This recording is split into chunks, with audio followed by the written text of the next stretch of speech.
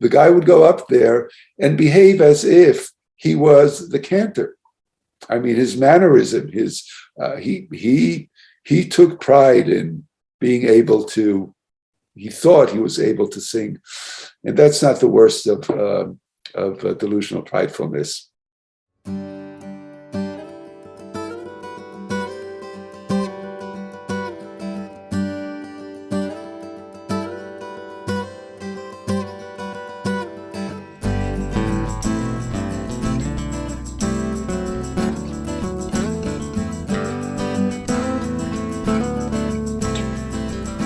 Good morning, everybody, out there in cyberspace. And this is another good Wednesday morning. We are ready for Chassidut and Parsha. Today, everybody, I'm going to be here on my own. My partner, Reb Eli, can't make it this morning. And we will jump right into Parshat Bo. And we will be looking at the commentary by the Ishbitzer Rebbe, Mei HaShiloach.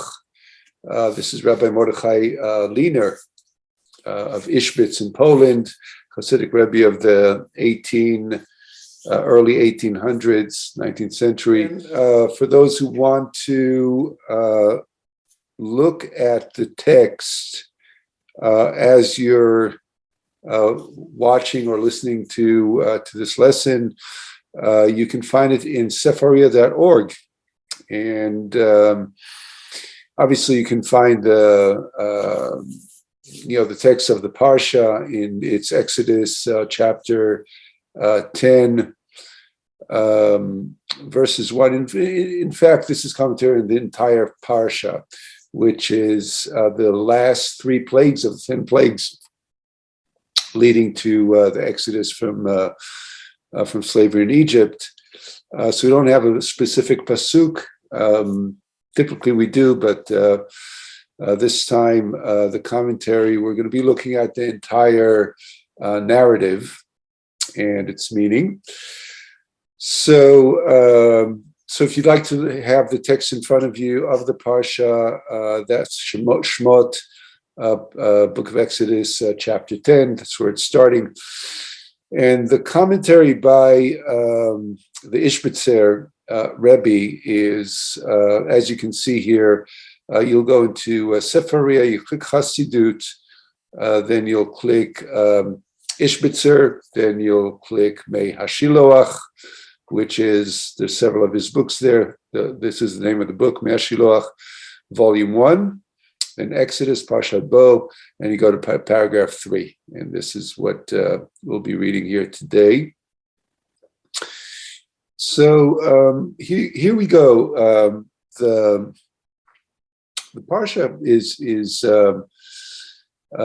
starts where we left off last week. So last week we read the 7 first plagues, and the last one was Barad, was the hail. And this week we pick it up with the 8th plague, which is the plague of locusts. And the locusts come in from the east. They, as locusts do, they cover the land and the fields, and they devour any vegetation that's there. They basically clear whole fields. They come in swarms of billions, really. And that's what happens. So after the hail that caused a lot of damage, the locusts will come and wipe clean whatever's left. The next plague is the plague of darkness. For 3 days, there's complete and utter darkness. According to the Torah, nobody can see one another. And the last plague is the infamous plague of the death of the firstborn. After which we have the story we tell during the Seder. They have their first Seder. They smear the blood on the doorposts. They slaughter a lamb, which is called the Pesach. They eat it completely while they are sitting in their traveling clothes with their staffs ready. And that night, after they eat the lamb, and after all firstborns among the Egyptians are die, then they're being sent out. The Pharaoh finally gives them permission to leave, and they all leave. That is the Exodus. So the Ishbitzer here, which is kind of typical for him because he's very psychologically minded and very psychologically wise, asks the question, what specific character traits do each one of these plagues address? And the premise for that is that the plagues were not just random plagues, but they were a response. You could, if you want to use more kind of modern parlance, it's like a karmic result of the oppression that Egyptians have inflicted upon the Israelites for 400 years, 430 years. And during that time, there were cruelties, or maybe sins is a simple way to put it, that the Egyptians have committed against the Israelites, as do all oppressors. There's many ways to oppress, and so each one of the plague was a response, you could say a punishment to a specific behavior, a specific condition that the Egyptians inflicted. So the Ishbitzer here is going to analyze or suggest the specific character traits or sins or deficiencies in Egyptian behavior that these three plagues are addressing. And let's jump right in. Hashlosha makot basidra hazot. The three plagues in this parsha: arbe, choshech, makat bechorot, locust, darkness, and the death of the firstborn. Hem neged are parallel or address. And now he's going to bring a quote from Proverbs, from Mishlei, chapter 8, verse Yud Gimel, and I'll read the quote. Irat Adonai sonet snot ra, ge'a v'gaon v'derech ra, ufit ha'puchot saneti.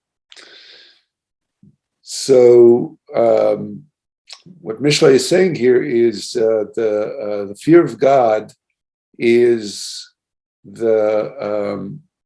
despising bad or evil, specifically ge'ah, which means delusional pride, gaon, which means defiance. V'derech ra literally means the bad path. And he's going to explain in a moment that this is, he's talking about base behaviors. You'll see in a moment. Ufita hapuchot saneti. And I, meaning God, hate upside down or out of order kind of behavior. So that's the quote from Mishlei. And the Ishbitzer here is going to focus on those three traits, ge'eh, v'gaon, v'derech ra. And he's going to now analyze those in detail. Here we go. Ki derech ra, because the evil ways or the base behavior, Hainu tsarut ayin v'te'ava ve'ikshut be'achila. That actually means a narrow view or a stingy attitude, a lustfulness or greed and sinking into kind of over indulgence, right? Sort of like bad indulgence in eating. Neged ze nitan makat bechorot. So as a response to that, the Egyptians were given the plague of locusts. Now he continues, Gaon. And Gaon means defiance. Hainu, shemitnaseh neged mi she'ra'ui likana b'fanav. That means that a person is defying those before whom one should be humble and submissive. Neged ze makat choshech. This is the addressing the plague of darkness is addressing this kind of defiance. And here he quotes another proverb, another verse from Mishlei from Proverbs. Mikalel aviv ve'imo idach nero be'ishon choshech. A person who curses his father and mother, his or her light shall be dimmed at the time of darkness. Ki be'emet af ki adam tzarich lishmoa rak le'Adonai. And even though a person should only listen, only follow the Holy One, Adonai, alone, and a person's father and mother really have a small part to play in a person's life. A small part, they just brought us into the world. But yet their authority does not stand as significant as God's authority. But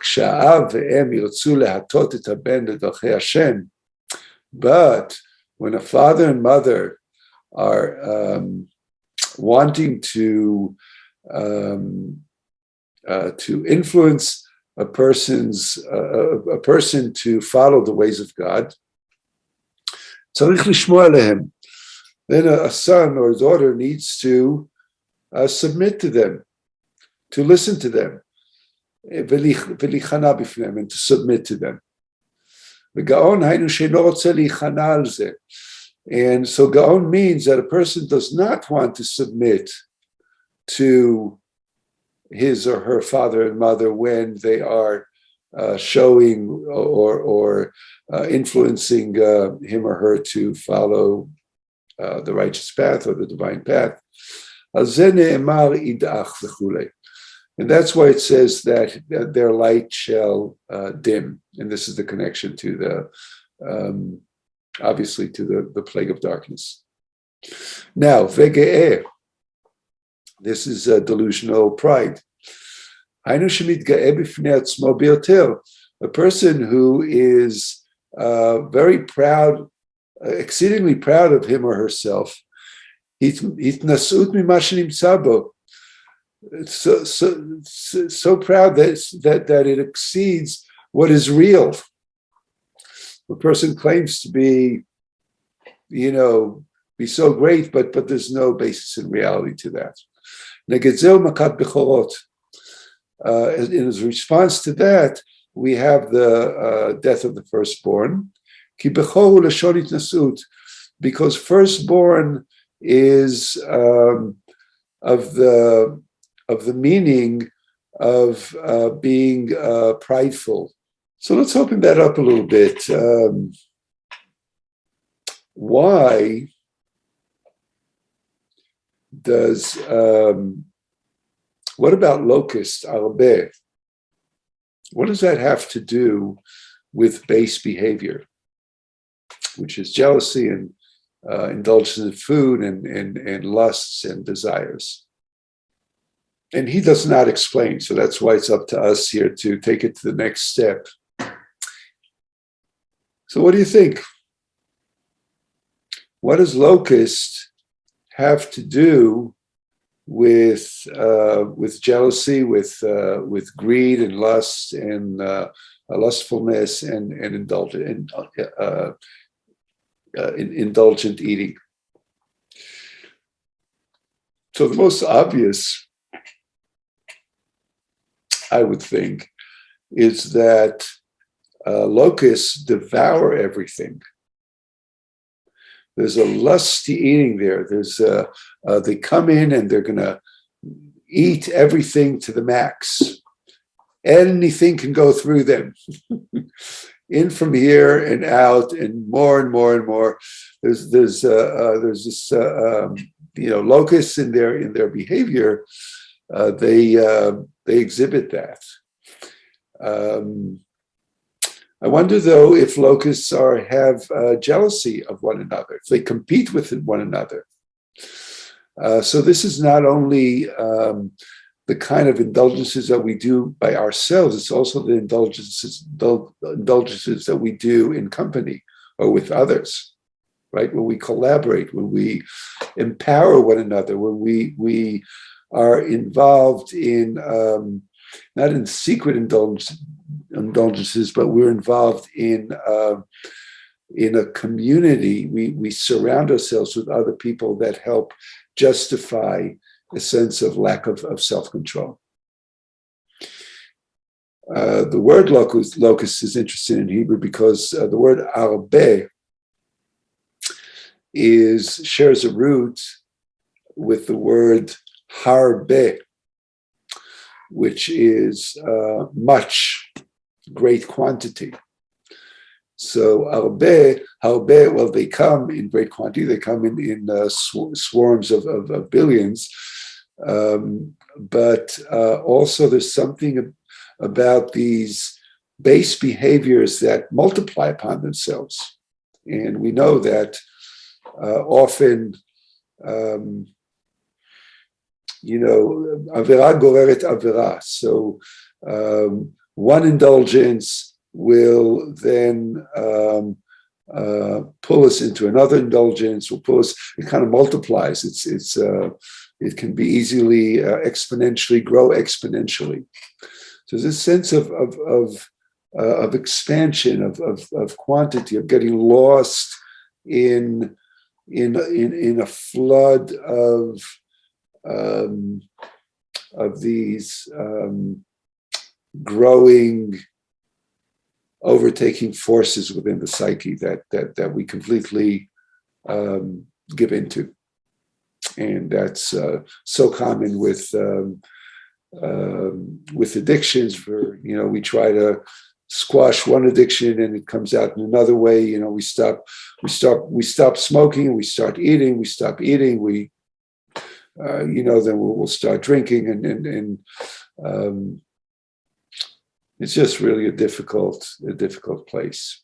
What about the defiance that is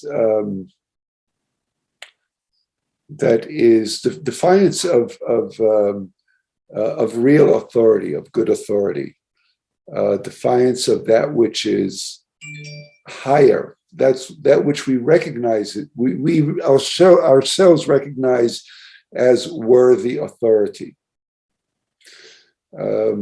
Like parents, but it's not only parents, it's teachers, it's especially spiritual teachers, it's perhaps people that we voted into office, defiance of our own principles, things that we at one time said we believe in, but at a moment of weakness, all of a sudden we are tossing out. What is that? How does the plague of darkness address that? And what I would say here is that there's something about cutting ourselves from our source, cutting ourselves from a worthy discipline, plunges our psyche, our consciousness, into darkness. It's almost like severing a source of light. And there's something very subjective about that. Obviously, the the mind can go, well, but how do you know? How do you know that you're not following? How do you know what is authoritative wisdom? What is authoritative light? What's a discipline that's worthy? What about personal freedom? What about the freedom to choose and all that? So I'm not saying that there's a clearly delineated answer. It's really up to each one of us to wrestle with how do we know? How do we know what's authority and what's good authority, as opposed to harmful authority. But in any case, plunging into darkness is the cutting ourselves off of the source of light, wisdom, discipline, basically walking the path of higher consciousness. And now we come to delusional pridefulness. Pridefulness, not healthy pride, not pride that's based on real accomplishment, but pride that's based on wishful thinking. I remember once visiting or being involved, actually I visited more than once, the synagogue way back when I was actually interning with a rabbi in a synagogue in New Jersey. And there was a member of the congregation who was very self-confident and very outspoken and really loved the limelight and really wanted to be on the bima leading certain prayers.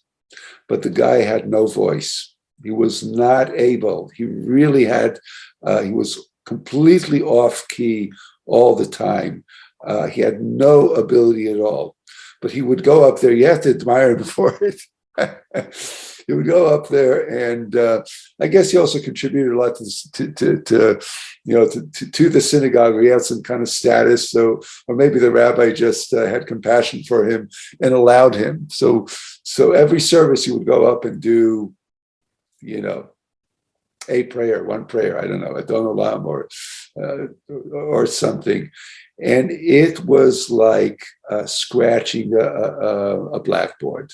It was horrible. It was painful. But the guy would go up there and behave as if he was the cantor.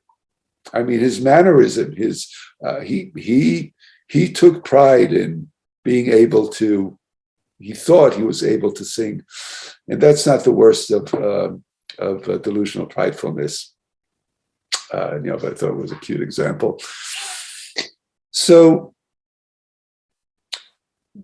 how does the plague of the death of the firstborn address delusional pridefulness?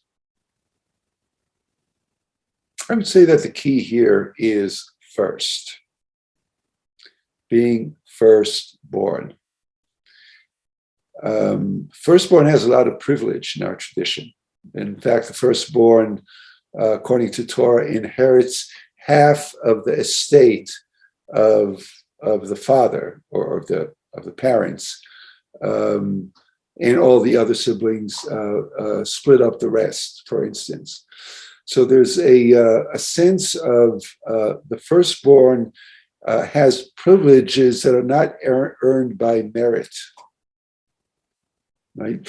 So putting yourself in a place, a sense of self-privilege that is not based on merit, not earned on merit, and that needs to be knocked out, basically removed. So may we be blessed to, as we wrestle with all those traits, because all the traits that the Egyptians exhibited, all the oppression that they have inflicted on the Israelites, we all have those inside ourselves, teach the sages. So there's a piece of Pharaoh, a piece of Egypt in each one of us, and that is the according to Kabbalah, that is the work of tikkun. That's what we're put on earth to do. We're put on earth to be correcting course and adjusting those traits in ourselves, so we can be everything that a full human being, living up to the standards of being created in God's image, in wholeness and perfection. So that's a job, and my blessing to all of us is that the plagues that we need to deal with, that are there to carve out, to smooth out our edges, are easy plagues, and that we're quickly and wholly smooth to our satisfaction and to the benefit of our families, our communities, and the entire world. And let us say Amen. With that, I want to wish everybody a very good Parshat Bo, the week to come. We're going to be taking a break next Wednesday morning, so just want to let everybody know. And we'll resume again, God willing, in a couple of weeks. Shalom for now.